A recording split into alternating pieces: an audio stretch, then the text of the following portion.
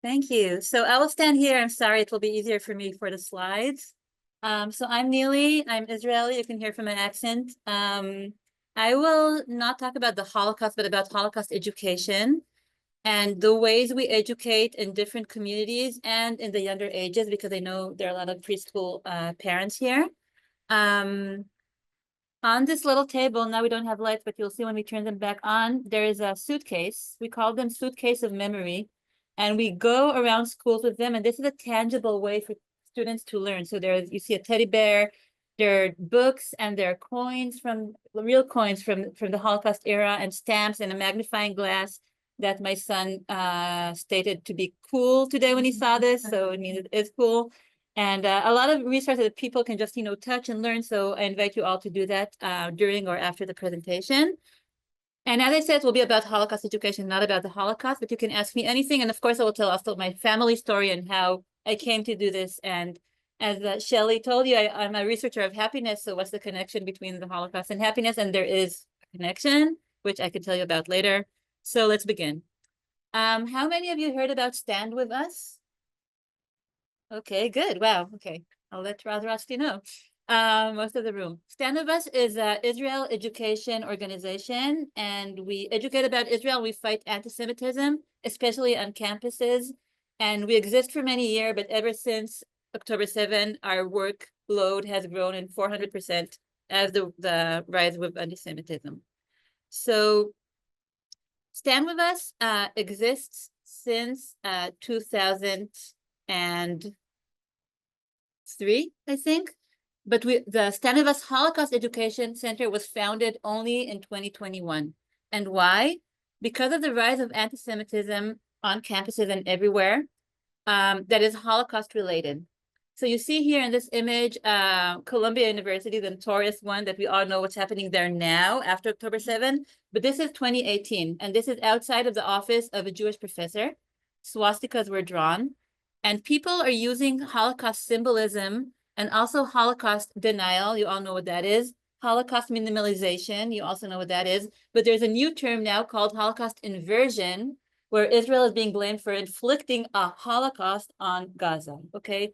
So first of all, whenever we go to a school, and we try to go to public schools, and we try to go to non-Jewish spaces, and we try to talk about the life of the Jews before we present Judaism through the Holocaust. Okay, people need to know what Judaism is, who the Jewish people who perished in the Holocaust were, but also to talk about the word Holocaust as particular to the genocide of the Jewish people in World War II. There's no Holocaust of, okay? The Holocaust is a particular case, and which you all know about, so I don't need to describe to you. Holocaust education. So this is Theodor Adorno, a philosopher from the 60s, who stated, the premier demand upon all education is that Auschwitz not happen again. All education, okay? So basically all education, and math is important, and science is important, everything is important, but Holocaust education should not be only part of AP World History, as my daughters take it, 2 paragraphs in a huge book, okay, in 10th grade. No, it should be ingrained in education from a proper age, and we'll talk about what the proper age is, in order for people to know what happened in recent history. This is the most extreme, deadliest event in history, and people need to know about it in order for it not to happen again. Not to the extent of killing 6 million people, but also to the extent of understanding what scapegoating is, and what are bystanders, and what is to be an upstander, and how can I, me as a first grader, can become an upstander when I see a kid, being scapegoated, or, we need to learn from this extreme and terrible example to do better in our lives today. So that's why we educate about the Holocaust. Recent studies. So the problem is, as of today, only 1 out of 4 schools in California give regular Holocaust education despite the state law. Okay. So as I said, I have 3 children. Both of my daughters go to Venice High School here in your neighborhood. And Holocaust education is a paragraph in their AP World History book if they take it. So teachers don't voluntarily choose to teach about the Holocaust, even if they need to. Sometimes a literature teacher would teach the book Mouse or Anne Frank's diary, but without context. a diary of a girl, a coming of age, or a graphic novel with animals symbolism. Like teachers shy away of teaching about the Holocaust because maybe they don't know enough. Maybe they don't want to talk about it. Maybe they're afraid to talk about it. That's why it's so important to give them these supplements. And that's why we exist, because we come to teachers and we tell them, hey, how can we help you educate about the Holocaust? Literature class, Anne Frank's diary, we can come and give them some background before or after they read a diary to understand who is this girl and why is she, in trouble, because not all teachers touch upon that. So our solution, for example, we work with an organization called Violins of Hope. It began, I think, 30 years ago in Jaffa in Israel, where a violin fixer, I guess, started collecting violins from the Holocaust. Violins were just sent to him, and he had this huge collection, and he started fixing them and sending them around the world. And now it's a traveling exhibit. So we brought a violin, as you see it here, to a high school in San Diego recently on International Holocaust Remembrance Day in this January, last January, with Holocaust survivor Suzanne Raito, who is from here, from LA. And this was a music class, and she let the kids actually touch the violin. Sometimes the violins are playable, and we let the kids play it, touch it, understand the story. And StandWithUs Holocaust Education Center wrote packets for teachers and docents in museums to learn about these violins and to walk people through the exhibits. So today we're talking about Suitcases of Memory, and I want to show you what our office in Brazil, StandWithUs is an international organization, began with a few volunteers here in LA, and it grew to be this huge organization that fights anti-Semitism all over the world. We actually have a Holocaust Education Center in Brazil, and they have a suitcase like the one you have right here, and they created this little film about it. So there's supposed to be sound now. I don't know why. Oh, yeah, you're right. Hold on.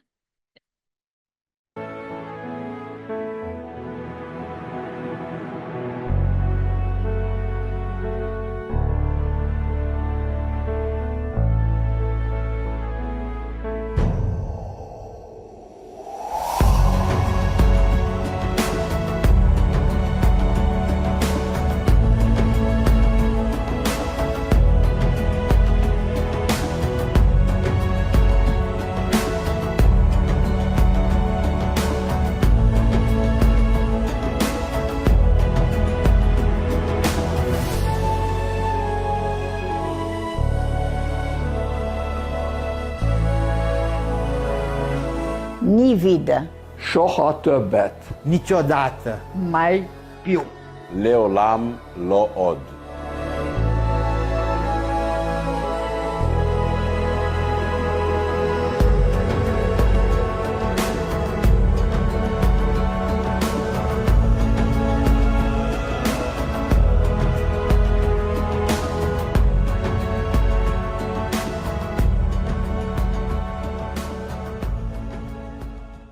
Okay, so that was our Brazil office. Yeah, so just to show you, to give you the feel of where this suitcase is going, and we have several of them, and we're sending them to schools. So if teachers have the need, we send them to there. The suitcase is full of also replicas of documents, and you saw some on this film, and as I said, you're invited after we turn on the light to look through them. So how do we work in Holocaust education in my department? We're a new department, as you see, we're 3 years old, and we started educating through art. The reason is my own family connection, which I will tell you about in a minute. So this is an example of an artist we work with, Marlies Glassel. She's German. She's a German person who converted to Judaism after learning about the Holocaust. And she goes to Israel every year. And in this painting, you see on the left, a girl from the Holocaust, and then how she looked like when she grew up and made her aliyah to Israel. We reach out, and many times the artists come to us and they want to be presented. They want their work about the Holocaust to be shown in schools. And we believe that showing something colorful or showing something tangible or talking about, because art breaks so many layers, it will be more approachable to students. Holocaust education in younger ages. So here you see author Danica Davidson. She wrote the book, I Will Protect You. It's fit for 4th grade and up. And we usually don't educate in lower ages than that. So growing up in Israel, we had Holocaust education ever since, Israelis here in the crowd will know, you know about it ever since you were born. But we don't educate under 4th grade. And that's because we think that the messages should be given in a way that's applicable for kids, right? And this author managed to do it for these young ages. So in this book, which I really, really recommend, she interviewed Eva Moses Cole, who was a Mengele twin. She survived the Holocaust with her twin, and she told the story to this author who wrote it in a way that is accessible for young children. I read it and I would give it to my young children. She explains very difficult terms like antisemitism and SS and scapegoating and Auschwitz and Mengele and terrible and experimenting on human beings and terrible things. But in a way, it's about bravery. It's about 2 children looking for each other and protecting each other. And this author, through us, goes around schools and talks about her book, or we would send the book to a school, or we would send the book with a speaker to a school, or we would train the teacher to speak about the book. I mean, we work in so many ways, on Zoom, in person, however the teacher would like, to cater for the different needs of schools and make it accessible to schools. Okay, so why do we educate through art? My late mother, Nili Alon, she passed away 3 years ago. She was an artist. She was a math teacher and a physicist and an artist. And she drew these marvelous paintings of my grandparents in Europe. So on the left, you see my mother as a 4-year-old and her mother, Malvina Volkovich. And on the right, you see my grandparents from my father's side, the German grandparents, Helman and Rita Hirsch, in Hamburg. So those of you who have been to Hamburg can recognize the double tower over there. And of course, when we show this kind of art to children, we would ask them, what do you see? What colors? What do you think the orange sky symbolizes? And, of course, it's, everything is in flames. They didn't know it yet. So the story of I will tell you my Romanian side story soon. My German side, tell me also if I'm talking too quickly or something. I tend to talk quickly when I get excited. Let me know. And English is not my first language, so okay, you all understand.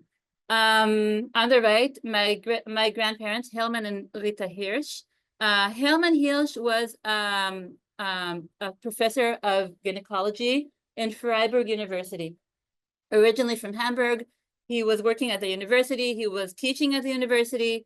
And then Hitler happened. And then after the Nuremberg laws, the director of the university came to him and said, Professor Hirsch, you can't work here anymore. And my grandfather asked why. And he said, because you're Jewish.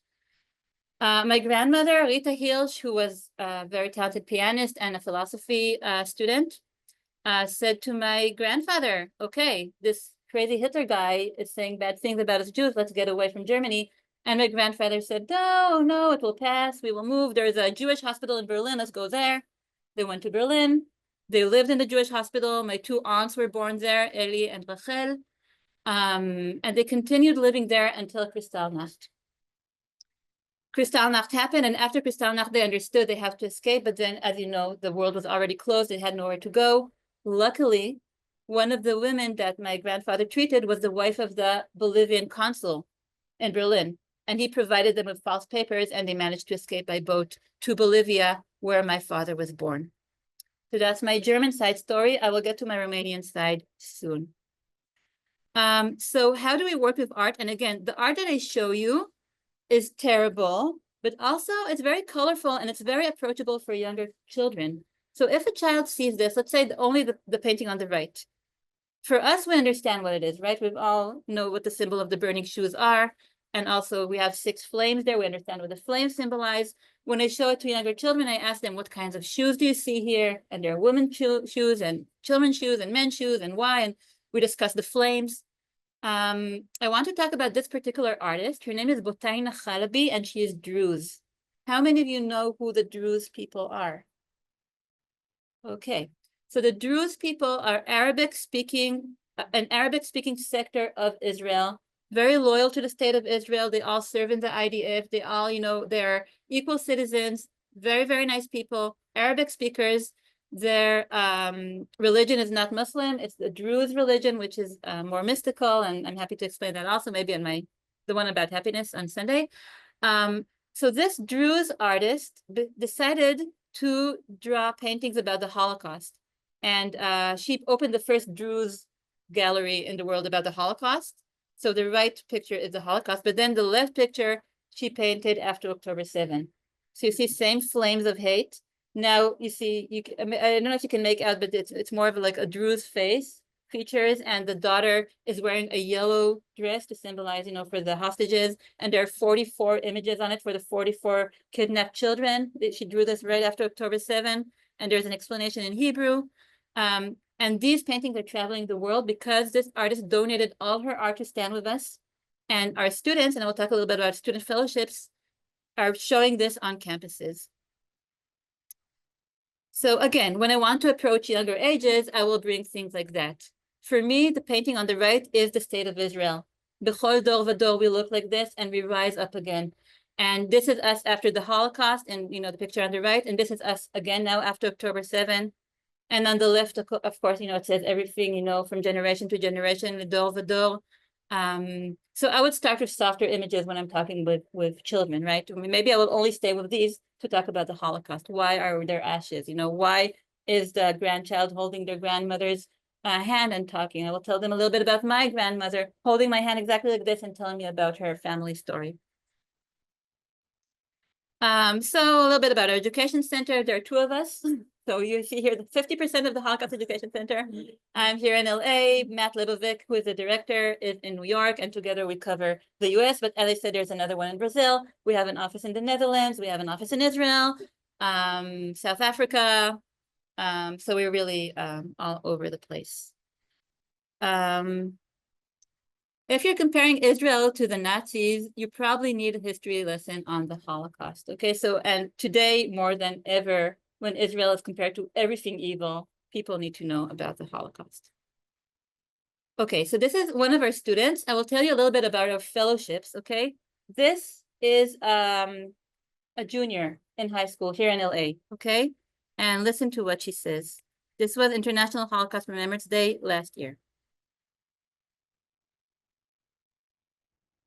The United Nations-sponsored International Holocaust Remembrance Day takes place every year on January 27th and is especially important now amidst Israel's ongoing war with Hamas in Gaza. When 3,000 Hamas terrorists infiltrated Israel on October 7th, more than 1,200 people were murdered. Around 250 people were kidnapped into Gaza by Hamas. Many brutal atrocities and war crimes were filmed and posted online by the terrorists themselves. Believe it or not, some Holocaust survivors were among the victims and survivors on October 7th. Some of them compared the attack on October 7th to what they experienced during the Holocaust. Think about it. These are innocent Jewish people being killed just for being Jewish and living in Israel. At the same time, we all know that anti-Semitism around the world is surging to unprecedented levels.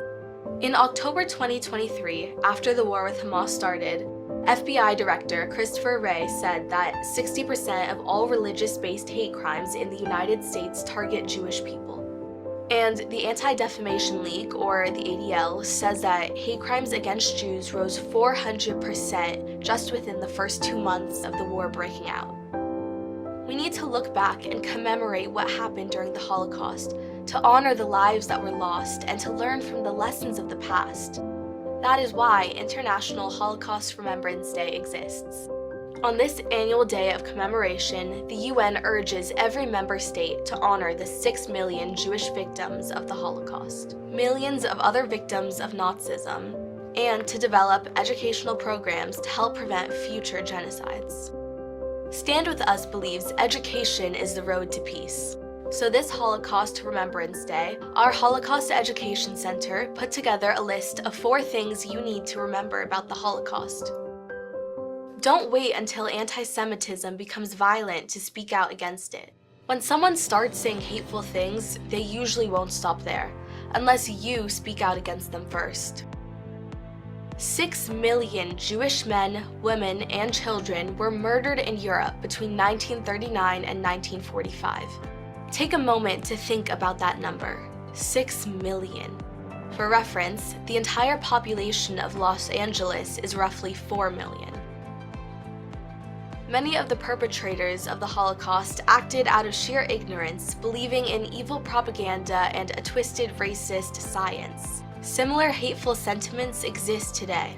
Think about how many people who are currently supporting Hamas first believed that Israel was an apartheid state, that Jews control the media, or that the Holocaust was made up. Ignorance is the first step on the road to hate, and that's why education is so important. During the Holocaust and today, some people choose to collaborate with the perpetrators, some choose to quietly watch, and other people choose to be upstanders who stand up for what is right and who aren't afraid to speak the truth.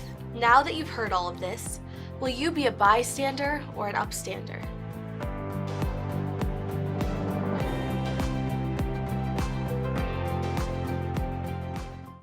Okay, so it was important for me to show this to you, just to show you what are the educational values, right? To educate about becoming an upstander, but also to show you what an amazing student we have. So to tell you a little bit about StandWithUs fellowships. The way we work on campuses in high schools and universities is that we have a call for applicants every year, and we have hundreds of people applying to become our fellows.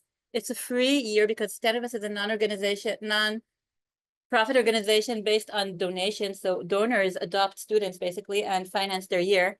And we teach them public speaking, and we teach them, the history of Israel and Zionism and Holocaust and all the things they need to know in order to answer people who say false things, people who are anti-Semites, how to recognize anti-Semitism, how to report anti-Semitism. We also have a legal team that helps them, on campus. And then they have a project.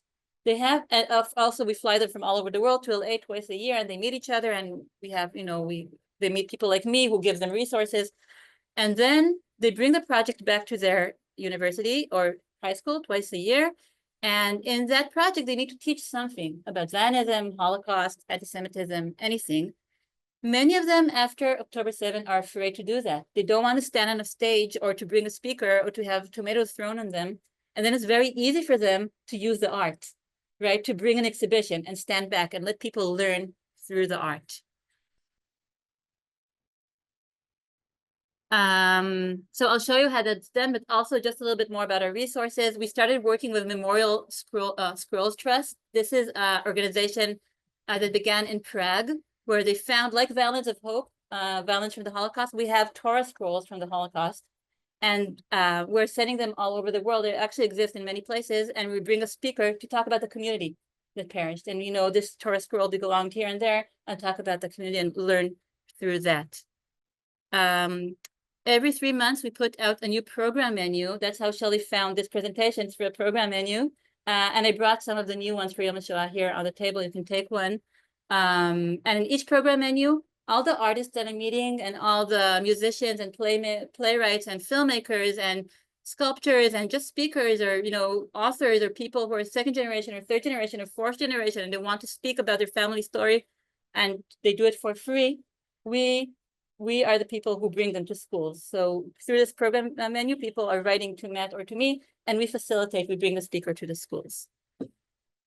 This is our new programs menu, just launched for Yom HaShoah. And as I said, you have a stack here on the table. Violence of Hope I spoke about. Arthur Schick, you had his presentation here, a few weeks ago on Zoom. He is one of our presenters. And he talks about, the person who curates, his name is Irvin. Unger, he talks about the art of Arthur Schick, who was one of the people who really stood up against dictatorship and fascism through his art. And many of you know the Haggadah, the Schick Haggadah. That's really. Anyone who missed that program here weeks ago, it's on our website and you can watch the Zoom recording. Yeah. We have time for questions, but we'll address the earliest stage that we begin. Yeah, I said we begin in 4th grade. Yeah. Okay, so I'm good with that. Botay Chalabi, so art post October 7. As you see, we don't shy away from talking about the Holocaust and October 7. We're not comparing them, right? But for me as an Israeli, everything I hear about, you know, from testimonies from October 7, everybody's saying the word Shoah. Everybody. I mean, you know, people are really feeling devastated. And we need to talk today about the Holocaust, but post October 7, we need to talk about October 7. We can't come to a school and only talk about history. That's, you know, that's not fair to the children. Children hear things, children have questions, and we need to answer tough questions. So a way our students are doing this is Emory University. Okay, a few months ago, a student brought an exhibition about the Holocaust and October 7th through Botay Chalabi to her campus. So she brought this exhibition, she stepped back so, you know, she wouldn't be slandered by students. And there are captions on the bottom in English, Hebrew, and Arabic. And there are QR codes where students can, you know, many of them want to learn through their phone, so they can scan it and learn more. This painting is called Nova. I don't know if you can see, of course, everybody recognizes the yellow ribbon, but also you can see the women who were kidnapped. This is from the same exhibit in Emory. On the right, it's a painting called Two Sisters.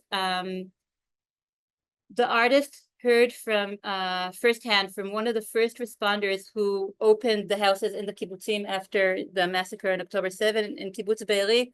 He was a Druze soldier, so he came back to the village and told her about it, that he found two Israeli sisters shot dead in their bed hugging. And he said that they had some kind of peaceful smile on their face. So she drew them with that smile, with wings of an angel, and with the red poppies, the kalaniyot, that symbolize the south of Israel. And on the left, this is, you know, the people escaping from the Nova Festival and hiding behind the trees. And the artist told me that she met with Nova Festival survivors, and I told her, I mean, there wasn't this fire, but this is how they felt exactly. And again, this is a Druze person, so it didn't happen to her own people, right? But she sympathizes because she is part of the state of Israel. So any person who would say Israel is an apartheid state, or that we are white colonizers or whatever, okay, learn from this amazing artist. We also create tabling events where we have, you know, students can take a postcard, and we have these little booklets on the right, 10 things you need to know about October 7th, things like that. I also brought you a few here so you can take. And StandWithUs really, I mean, you have them all free on our website if you want to print them. And basically any StandWithUs thing that you'd like, you can write me an email and I'll be happy to help you, you know, bring a speaker to your school, community. If you know a college student who is suffering, we have a legal department who can help them, etc. We're also working with this new project with IAC, Israeli American Consulate, called Zachor, the generation after. So second, third generation, people who want to come together and commemorate are welcome to do that. They meet once a month in the IAC Center in Woodland Hills.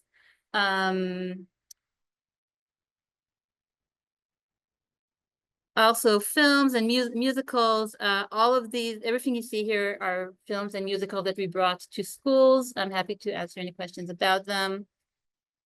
We also have calls for arts where this is for students, but basically anybody who would like to express themselves post October 7 or after a Yom HaShoah commemoration event are welcome to write, to send to us writing or paintings, or today students really like to design things on Canva. So, you know, designs, anything. And we create some kind of digital exhibit, and we put it on our website. So then, you know, and we can bring it to their school, and then the school can do something with it. So it's like they can have a dialogue. This is another thing we do since October 7. This is the Nova Festival mural. It's huge. It's 20 on 30, and we send it all over the place. And then this is an event in San Diego, and people are painting it in and writing messages of hope. And this is a way to debrief, you know, after an event. And then you create this beautiful poster, and again, it goes to the school, it goes somewhere, and we have a lot of, you know, people are writing beautiful things on it. It's a way for people to also not only listen, not only watch an exhibit, you know, but also express themselves afterwards, which is very, very important.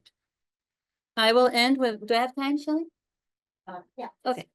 I will end with my, okay, wonderful. That's exactly what I need, because this is my last slide. My mother's story. So my mother was born in Romania in 1946.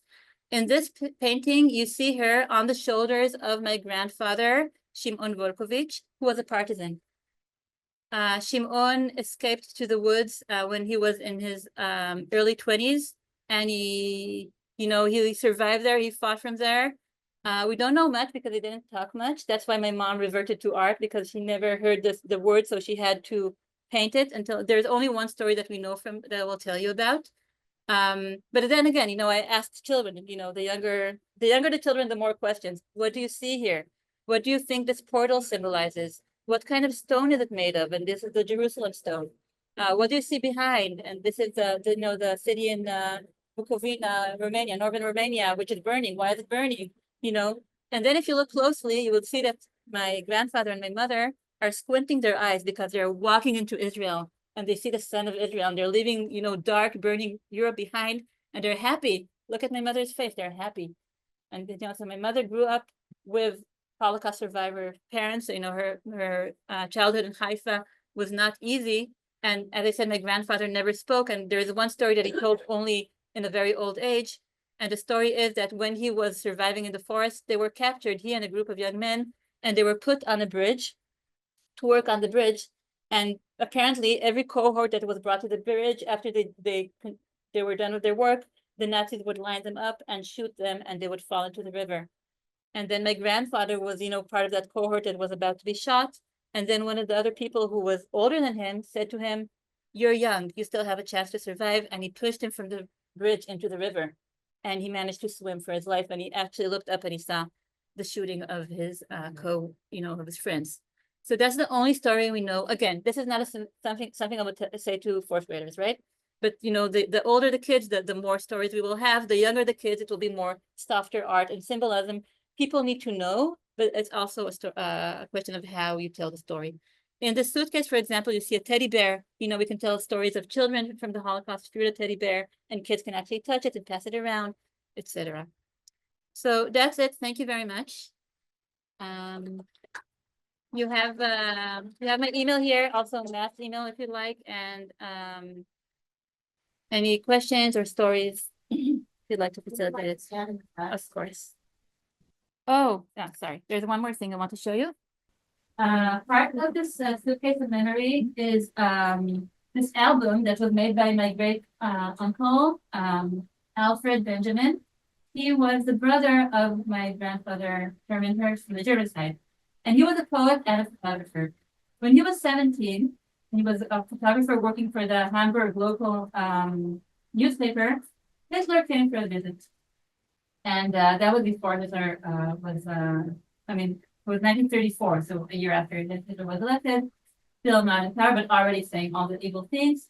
And my great uncle was sent to take a picture of him as a photographer of the local newspaper. And he went to take the picture. And afterwards, he wrote a poem, which I want to read to you. It's called Meeting Hitler, 1934. It was actually, the original name was Shooting Hitler because he was there to take a shot. Cheering crowds for Hitler. Lonely Jew with camera, on assignment. Suddenly, his face, his stare at me, eye meets eye, granite, unmoving, inhuman, confrontation, no sound, no color, surface the moon, I freeze, ashes of my cousin, death from the rooftop, torture to insanity, death to the Jews, I am frozen, no picture. So he didn't manage to take his picture once Hitler started to clap, but only when Hitler walked away with his, entourage, he took the picture from the back, and that was published on the magazine. What language you He wrote in English. He escaped from Germany to England. That's where he met my great aunt Selma. They came to San Francisco and then here to Santa Monica. And Selma just passed away 2 months ago at the age of 105. And here in this album, why it's so important to us, because as a photographer, he took pictures of his Jewish community before the Holocaust. So you see children and you see people, you see celebrations and scientists and musicians and my grandfather playing the piano. And we have that original album, so we turn it into something, again, with photographs that children can see and touch and understand that there was a life there in people, not only numbers. So I'll put it here and you're all invited. That's before the first question, can you explain why that? Yeah, Shelley really wants to talk about the poisonous mushroom. Okay. Also explain how that might correlate to what some parents might experience in school. For sure. Okay, 1938, the poisonous mushroom, evil propaganda took a book for children, right? So it's had a lot of colorful images. Look at this beautiful mushroom, but this is actually a Jewish person. just tell slander and telling, about, terrible evil stories, folk stories about the Jewish people. And this was used in school. Teachers read it out to students, as part of the agenda, part of the curriculum. The higher grades in science classes, talking about the race of the Jews as being, polluted as a science class. When they come to high school, I tell students, do you believe your biology teacher saying everything? There are some kind of sciences that aren't right. Some teacher that's talking out of propaganda. So this is an example of people propaganda. You're invited to look at it. In StandWithUs, we're trying to get this published house to have a big notice here saying this is only for educational purposes. This is not a book for, we still didn't manage to do that. Yeah. Can you talk a little bit though about how this may translate into today's situation in school, distributing still being published and sold? No, I mean, on eBay, places like that, you can also find it on Amazon from time to time. Yeah. Well, we try to believe that people buy it for educational purposes. But today, what's happening today? So elementary schools that we're working with today, sometimes there's an elementary school teacher who is very good-hearted, and they put like a little flag outside their door, and it will be a flag of Palestine. And students coming in, they will say, these Palestinian people are poor and they're being, killed by the Jews and by Israel. And that teacher thinks that they're doing a good thing, right? They don't understand, who's, what's the problem with Palestinian people? It's Hamas, it's not Israel. There's some kind of lack of link there, and students learn that. We have a kindergarten where a teacher gave out just countries of the world, and then there's Israel, and she asked them to color it red, white, green, and black because it's actually Palestine. Like there are different ways that a teacher, a kindergarten teacher, could start giving messages to kids that this is the teacher. The teacher knows everything, right? So the teacher is right. So it's really, really important for you parents to be on top of that if your kids are going, to the public spaces. And you hear, that the teacher said this or the teacher said this, just stay tuned. If this happens and you feel you can talk with the teacher, that would be great. If you don't feel you can talk with the teacher, talk with us. In StandWithUs is very clear. We have like a form where you can fill it out, say which school, which teacher, what happened, and then we will work with you to see, we don't want to, usually the parents want to protect the child, so we won't say which parent it was, but we would say, we heard, something like that. And then we are, we can talk to the school, we can not shy of talking with anyone. We can bring like remedial steps, we can bring a speaker to the class and talk, or to the teacher, and talk with the teacher about why it's wrong to paint the flag of Israel with these colors. We have a few minutes for questions. So, How to explain to younger children who see a pro-Palestinian demonstration and they're younger than fourth grade, and they have questions. So when I said fourth grade, I meant Holocaust education, not about what's happening today. Okay? Holocaust, which kids need to know. If they have questions about 85 years ago, yes, they will tell them. Usually they don't. Usually kids ask about what they see, let's say a pro-Palestinian demonstration. So then we need to explain to them that Israel is at war now, that there are people who hate, the Jewish people for wrong reasons. We can explain a little bit. And I think it's up to the parents. How do they explain? I would not answer it because, you have a smart child. If she asks a question, she needs an answer. If you don't answer, she will develop her own theory. But it's important to answer this, right? The question is, how do we answer? So, if they had a preschooler saying, like a pro-Palestinian demonstration asking me, Mom, what is that? I would tell them, this demonstration is for the Palestinian people want to stay with their own, which is okay, everybody wants to be free. The problem is if they think that Israel is their problem, and no, it's their own government. If the child asks more, usually they'll stop. If they ask more, then I will get them more answer. I will not talk about killings. I will not talk about numbers of people dead. I will not bring anything that will disturb my child in a way that they can't rest. I will try to explain it in a way that the child will see that I respect the question. I give them a true answer and a serious answer. And it's up to them to ask more questions or not. But I will not turn it into like a fairy tale or anything like that. The kids need to know, and it should come from them. That still feels somewhat detailed to me. Would it glaze over it more than just to say some people are upset or angry with another group of people? Maybe. Depends on the situation, depends on the child, depends on the parent, depending on what they saw, Sure. Yeah.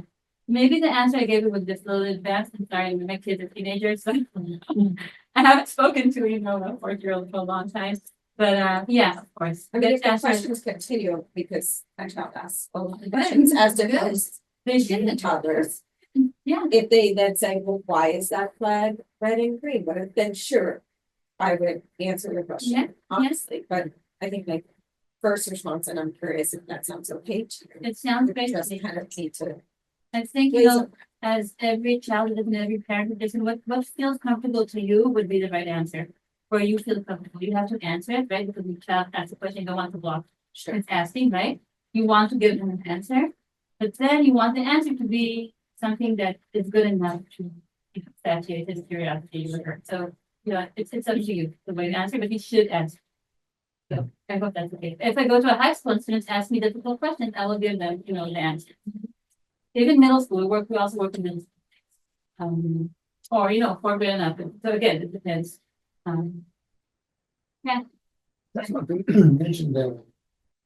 I think that one of the problems here, especially in the US, outside of Israel, when you have all the Palestinian conflict and all that, I think one of the problems is adults, a lot of the adults don't know the history, don't understand the conflict, and they just hear it from someone. And it's easy to sympathize with seeing a baby is there, whatever, and the sympathy goes to them. But I think it's important for the adults and to educate themselves and understand the history of Israel from ancient history all the way to today. So they will not look on Israel and Jews as invaded to Palestine. Right. And if I may suggest, there is a great YouTube 19 episodes. It's called, I think, Whose Land? And it's one of the best explanation for anyone. Everybody in this room to go through the episodes are relatively short, 19 of them. And it's very, very well documented all over the history and theology and everything to show that we have the rights for this land. Not right, people need to educate themselves before they speak, and sympathizing with the babies, of course we all do. It's a human thing to do. And then what do you do with it? If you want to talk about human rights, great. If you want to put the blame on somebody else, not good. If you're calling for violence, terrible. There are stages of how active you are. But of course, education is the first level for sure. I have a question. So I'm aware that in many states, including California, there are a lot of controversies about not only how the Palestinian situation is taught, but also how Holocaust is taught. To such an extent, and preschool parents may not know this, but the ethnic studies curricula that has been introduced in the state of California, many felt was very anti-Semitic and biased against Jews in Israel. And this was overruled by the legislature, but it turns out many teachers are still teaching this. LAUSD has teacher union members that are pushing it. We just read about that. I mentioned to you something in New York where the New York State School District had a link for learning about Palestine, and the link was basically linked to be active and speak out against Israel and go to protests and demonstrate and call out and follow the money. And the whole thing was a big anti-Israel tirade. So how early does StandWithUs get involved in terms of parents calling saying, what do? I just found out that my this or that, or do you even have lists of what schools and stuff is happening? How do people get informed? We have a research center, K-12, and we are working closely with, we're trying to change that curriculum of the ethnic studies. We have people employees who work only on that. We have parents calling us. That's the main work of StandWithUs. So people were reading that form. People are informing us about things that happen in school. Then we talk with the parents, and then we bring a group of parents, and we bring a speaker, sometimes they need to know your rights thing. They need to know, when it becomes illegal. When it becomes something to do with education. But, we give them a response. We always respond to that form. So, yes, I hope that answers your question. We are working on the ethics studies and we are with parents. I think that has. First of all, thank you, Doctor. I think this is really beautiful way to kind of get into the Yom HaShoah frame of mind. Two things. There was just recently an extraordinarily beautiful article in the New York Times written by the Holocaust article I never wanted to write. Survivor, I think it's the name of the article. Okay. Anyway, it's beautiful. It's worth reading. One of the, just for parents, the anxiety is what happens when my child grows up and A, I have to introduce them to this whole, B, how will they take it? C, what happens in the world? Where are they going to end up? And we know that it's not an irrational response to want to hide, or diminish, or separate, or when things get complex, or distance oneself. But what I think really is the best, most fruitful, nourishing response that as parents you can deliver to your children is more enriching Judaism. In other words, to add to their sense of identity in a loving, enriching way. Shabbat every week is my favorite. Summer camp. I'm partial to Camp Ramah and Alamim. I can tell you more about it when kids get older. So that their sense of identity, they know where they belong, and then the intellectual challenges they can handle from a place of, wait a minute, that's not who I am, like that person is saying. And it becomes personal.